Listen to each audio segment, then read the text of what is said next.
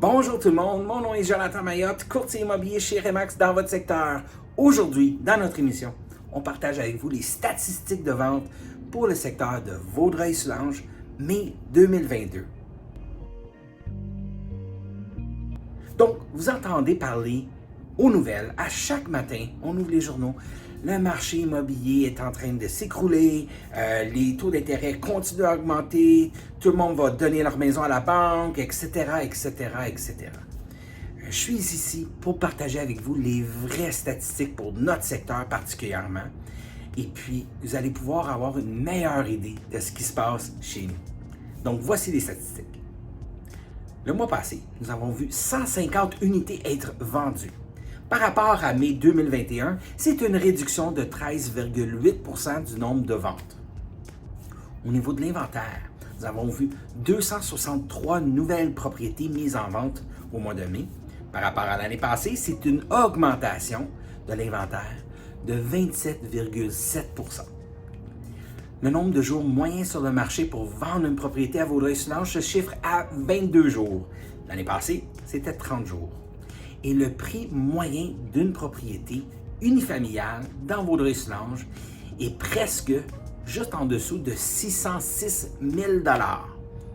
Une augmentation de près de 10% par rapport à l'année passée. Donc, quand on regarde les chiffres, on voit définitivement une augmentation de l'inventaire. De plus en plus de propriétaires, vendeurs ont activé leur propriété sur le marché. Au niveau des ventes, on voit une réduction du nombre de ventes. Donc, ça se répond par le fait qu'il y a un peu moins d'acheteurs potentiels en ce moment. Certains des acheteurs ont décidé d'attendre ou de se mettre sur le côté et de voir ce qui va se passer avec les taux d'intérêt, etc. Des fois, il y a des acheteurs qui ne peuvent plus se payer une propriété où est-ce qu'ils aimeraient acheter dû à la hausse des intérêts. Donc, par contre, nous avons quand même des acheteurs qui ont leur ancienne préautorisation. Donc, eux, ils sont très actifs dans le marché essayant de trouver une propriété avant que l'expiration de leur taux d'intérêt vienne à échéance. Donc, on a quand même encore des acheteurs potentiels très, très, très actifs dans le marché et on en a qui sont un petit peu en attente de voir ce qui va se passer. Nombre de jours sur le marché, ils se vendent très bien, très rapidement. Et puis, le prix, ce qui est important en tant que propriétaire, c'est de voir l'évaluation de votre propriété ou le prix de vente moyen du secteur augmenter. Et ce mois-ci, on voit une autre augmentation de 10% par rapport à l'année passée. Donc, vous êtes quand même en très bonne situation.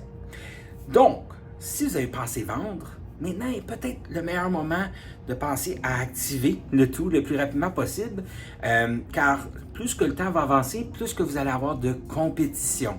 On croit qu'on s'en va vers plus un marché de balancé.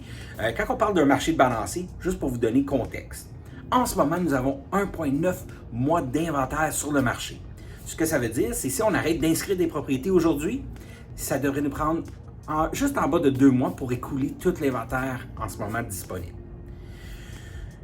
L'année passée, qui était une année record, nous avions 1,5 mois d'inventaire. Donc, on est encore en très bonne situation en tant que vendeur. C'est encore un marché de vendeurs pour l'instant. On parle de 0 à 3 mois, c'est un marché de vendeurs. De 3 mois à 6 mois, c'est considéré un marché balancé. Le plus qu'on se rapproche du 6 mois et plus, évidemment, c'est un marché d'acheteurs. Donc, pour l'instant, on est encore un marché de vendeurs. Les prix se vendent encore à des bons prix. Il y a encore des offres multiples dans certaines gammes de prix et certaines propriétés. C'est pas aussi pire qu'on le pense ou quand on regarde les nouvelles. Et c'est ce qui est important à savoir. En tant qu'acheteur, vous avez un petit répit. Au lieu de vous battre peut-être avec 15-20 offres à chaque fois, vous allez peut-être être en offre multiple pour 2, 3 offres, etc. Par contre, le prix de vente est quand même assez à la hausse. Donc, gardez ça en tête, pensez à votre stratégie et discutez du tout avec votre professionnel qui va vous représenter. Donc, j'espère que cette information, vous avez trouvé pertinente et que ça va vous aider dans votre réflexion.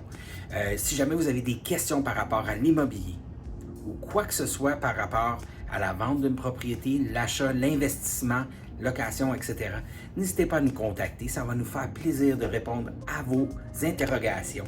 Sur ça, j'aimerais vous souhaiter à tous et chacun une très belle journée. Et n'oubliez pas que le choix du courtier immobilier que vous allez choisir pour vous représenter lors de la vente, l'achat, l'investissement immobilier, c'est un choix primordial à votre succès en immobilier et financier. Merci et à bientôt tout le monde.